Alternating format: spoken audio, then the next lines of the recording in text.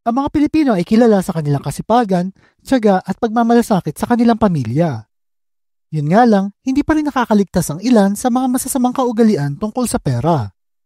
Ang mga kaugalian na ito tungkol sa pera ng mga Pilipino ay maaari magkaroon ng malalim na epekto sa ating buhay at finances. Kaya sa video na ito, narito ang ilang halimbawa ng mga masasamang ugali tungkol sa pera o yung mga bad money habits na kailangan natin baguhin. At alam ko, paulit-ulit na lang ang naririnig niyo sa akin, pero ano magagawa ko kung paulit-ulit din natin gagawin ang mga pagkakamaling ito? Kaya simulan na natin. Una ay kawalan ng ipon. Alam kong sawang-sawa na kayo dito, pero di ako magsasawang magpaulit-ulit na magsabi sa inyo. Maraming dahilan kung bakit maraming Pilipino ang walang ipon o di makapag-ipon dahil na rin sa litang sweldo o pagiging breadwinner sa kanilang pamilya. Pero marami din naman ang kaya mag-ipon, ngunit mas pinipili pa nilang ubusin ang pera nila dahil sa paniniwala na ang pera ay ginawa para gastusin at di naman ito madadala sa langit. Totoo, pero para sa akin, ang pera ay ginawa para gastusin sa mga importanteng bagay saka itatabi ang natitira at bibigyan ito ng trabaho.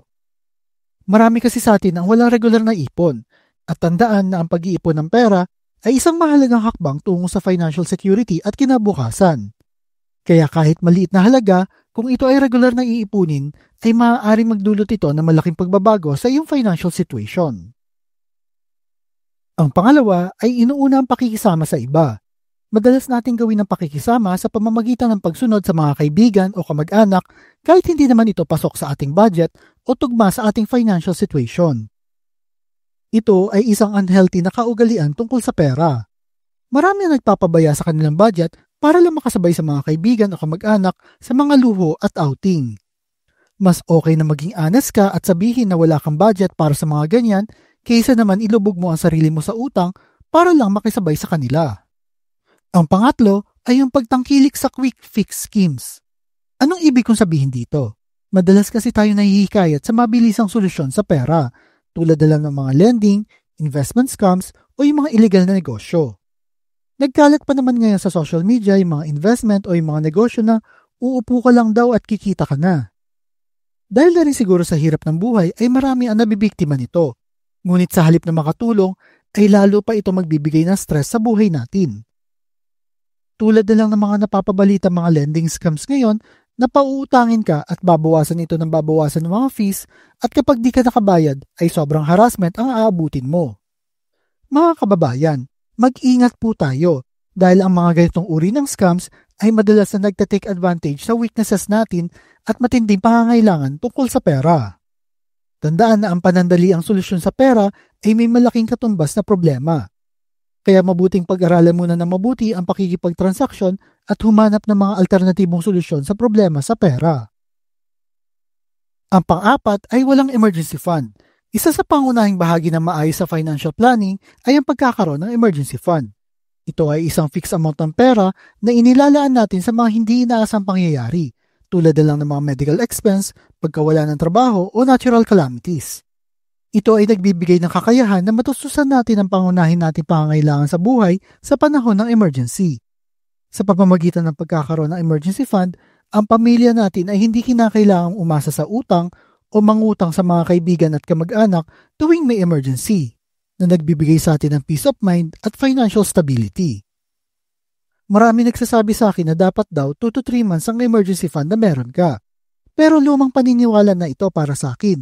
Dahil na rin sa lesson na itinuro sa atin noong nakaraang pandemic na tumagal ng higit 1 taon. Para sa akin, dapat magkaroon ka ng at least 1 year ng emergency fund o higit pa. Ang panglima, di pagkakaroon ng iba pang pinagkukunan ng income. Ang pagkakaroon ng iba't ibang sources ng income ay mahalaga sa buhay ng mga Pilipino sapagkat nagbibigay ito ng financial stability at kakayahan na harapin ang mga pagbabago sa buhay. Sa isang lipunan na puno ng uncertainty, isang araw ay pwedeng mawalan ka ng trabaho o magkasakit at di mo na kaya magtrabaho. Ang pagkakaroon ng 2 o 3 sources of income ay nagbibigay sa iyo ng security sa panahon ng krisis o sa pagkakaroon ng problema sa isang pinagkukunan pa ng kita. Ito rin ay nagbibigay ng opportunity para mapalago ang kabuhayan, mag-invest at magkaroon ng financial freedom. Sa pamamagitan ng pagkakaroon ng iba't ibang sources of income, ang mga Pilipino ay mas magiging handa at malalagay sa mas magandang kalagayan sa kanilang buhay. Ang pang-anim, ang pag-aaksaya tuwing may okasyon. Tuwing may okasyon, di magpapatalo ang mga Pinoy. Talagang handang ubusin kung anong ipon ang meron sila para lang makapaghanda tuwing birthday, binyag, kasal, Pasko, at kung anong okasyon pa ang meron sila na gusto nilang i-celebrate. Kahit umutang pa, basta wag lang mapahiya sa mga bisitang darating.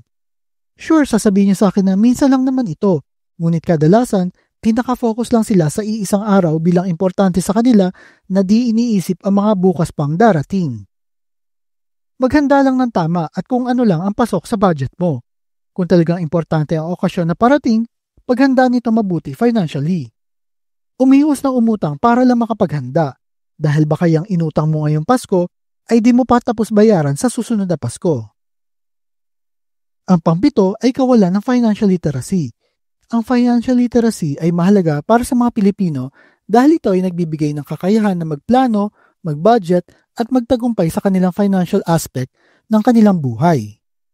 Sa pamamagitan ng kaalaman sa tamang paghawak ng pera at pag-iipon ay makakaiwas tayo sa mga scam, magkakaroon tayo ng kakayahan na mag-invest sa pag-aari ng bahay o magnegosyo at magkaroon ng mas magandang kinabukasan para sa ating pamilya. Ito rin ay nagbibigay sa atin ng financial security sa panahon ng mga krisis at nagbibigay daan para sa mas maayos na pamumuhay. Bilang isang bansa na mataas ang antas ng kahirapan at kawalan ng kasiguraduhan sa kinabukasan, ang financial literacy ay isang mahalagang hakbang para sa mas matagumpay at mas secure na kinabukasan para sa bawat Pilipino. Ang pang-8, walang insurance. Sabi nga nila, nasa huli ang pagsisisi. Maraming Pinoy kasi ang kukuha pa lang ng insurance kung kailan may sakit na sila o kailangan na nila ito. Ang insurance ay may malaking importansya sa buhay ng mga Pilipino sapagkat ito ay nagbibigay ng additional security sa mga hindi inaasang pangyayari tulad ng sakuna, medical expense at pagkawala ng ari-arian. Ito rin ay nagbibigay ng peace of mind sa mga Pilipino na kahit may di magandang mangyari sa iyo ay may pera ka pa rin maiiwanan sa mga mahal mo sa buhay. Ang pang-9, pagpili sa tamang partner o asawa. Sabi nga nila, ang magiging asawa mo ay pwedeng maging asset mo o liability mo. Pwedeng ito magpayaman sa iyo o magpahirap sa iyo. Ang pagpili ng tamang partner o asawa ay isang mahalagang bahagi ng buhay ng mga Pilipino at di dapat ito idaan sa porma lamang at libog. Ang maayos na partner ay dapat nagbibigay ng suporta, inspirasyon at pagpapahalaga sa financial future ng pamilya. Ang tamang partner kasi ay dapat may malasakit sa perang kinikita at tumutulong na magbigay ng tamang direksyon sa finances ng pamilya at nag-aambag sa pagpapaunlad ng buhay. Sa kabilang banda, ang maling partner naman ay maaaring magdulot ng stress, kaguluhan at hindi pagkakaunawaan sa tahanan lalo na pagdating sa pera. Kaya dapat lamang na ang pagpili sa partner ay isang desisyon na dapat paglaanan ng sapat na oras at pagsusuri dahil ito ang nagbibigay daan sa mas matagumpay at mas masayang buhay. Ang pang-10, di pagbabayad ng kontribusyon. Ang pagbabayad ng mga kontribusyon sa pag-ibig, SSS at PhilHealth ay napakahalaga para sa mga Pilipino sapagkat ito ay nagbibigay ng proteksyon at tulong sa iba't ibang aspeto ng kanilang buhay. Ang pag-ibig ay nagbibigay ng oportunidad para sa mga nangangarap magkaroon ng sariling bahay sa pamamagitan ng pagpapautang. Ang SSS naman ay nagbibigay ng financial security sa mga manggagawa sa pamamagitan ng mga benepisyo tulad ng sickness, maternity at retirement benefits. Samantalang ang PhilHealth naman ay nagbibigay ng health coverage at nagpapababa ng mga medical expense para sa mga miyembro nito. Ang pagbabayad ng kontribusyon sa mga ito ay maaaring makatulong sa iyo na mabigyan ng tulong ng gobyerno sa pamamagitan ng additional financial stability sa bawat isa sa atin. Ang pang-11 ay mental shopping. Tulad din ito ng impulse buying o instant gratification. Bilang mga tao, nagpapakahirap para kumita ng pera, marami tayong gustong bilhin sa buhay. Kaso nga lang, ang mga Pinoy ay may habit na wala pa naman yung sweldo o yung bonus, ay ubos na kagad ang pera dahil sa dami ng gustong bilhin. Ito ang urge na bumili ng mga bagay na di naman talaga importante o yung di naman talaga kailangan. Nakakasama ito dahil kapag may bagay na gusto kang bilhin at di nagkasya ang pera mo, ay mapipilitan kang umutang dahil nakatanim na sa isip mo na kailangan mo ang bagay na ito at may reason ka sa utang na ginawa mo. Ito ay maaaring magdulot ng emotional at financial stress na nagpapahina sa kakayahan ng isang tao na magdesisyon ng tama sa kanilang pera. At ito ay nagiging sanhin ng financial instability.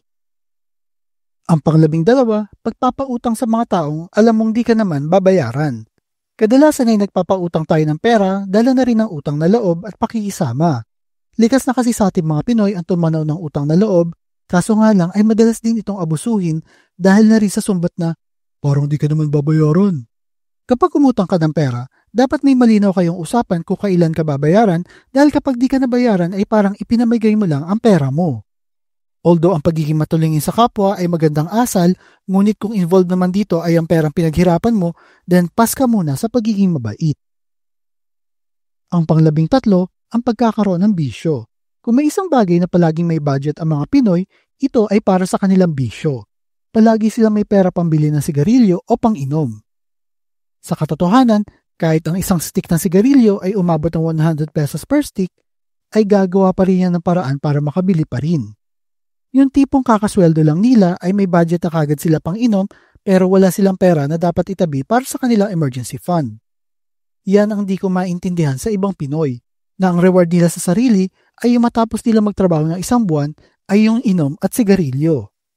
At kapag nagkasakit naman, ay pilit naman uutang sa mga taong nagtitipid at nag-iipon. Ikaw ba, ano pa ang mga bad money habits sa mga Pinoy na di ko na isama dito? Type mo naman sa comment section below. At kung mahilig kayo sa mga videos tungkol sa pera, motivation na business, like and share nyo lang ang video na ito at kita-kita po ulit tayo sa mga susunod na video.